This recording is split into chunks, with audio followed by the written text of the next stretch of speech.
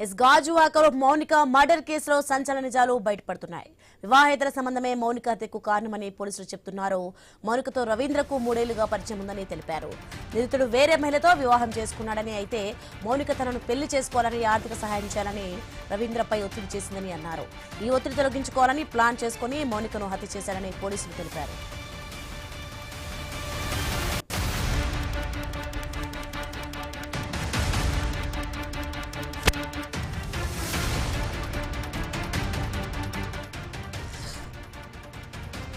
భార్య పుట్టింటికి వెళ్లిన సమయంలో మౌనికను ఇంటికి పిలిపించి మౌనికను హత్య చేశాడు.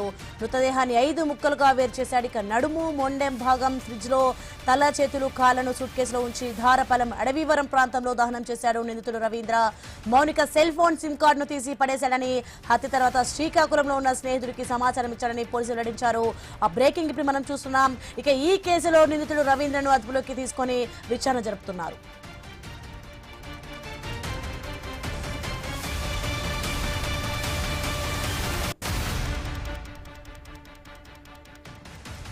బ్రేకింగ్ చూస్తున్నాం మనం. మొత్తానికి గాజువాకలో అయితే మౌనిక మర్డర్ కేసులో సంచలన నిజాలు బయటపడుతున్నాయి.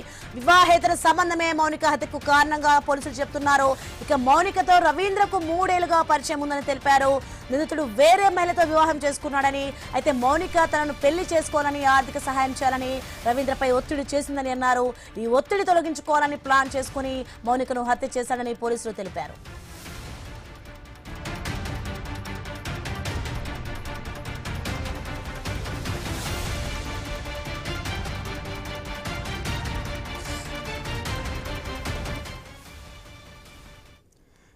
ఇదే అంశానికి సంబంధించి మరింత సమాచారం మా ప్రతినిధి రాజు అందిస్తారు. రాజు, మొత్తానికి భార్య పుట్టింటికి వెళ్లిన సమయంలో అయితే మౌనికను ఇంటికి పిలిచి మరీ హత్య చేసినట్టుగా తెలుస్తోంది. అసలు ఏం జరిగింది?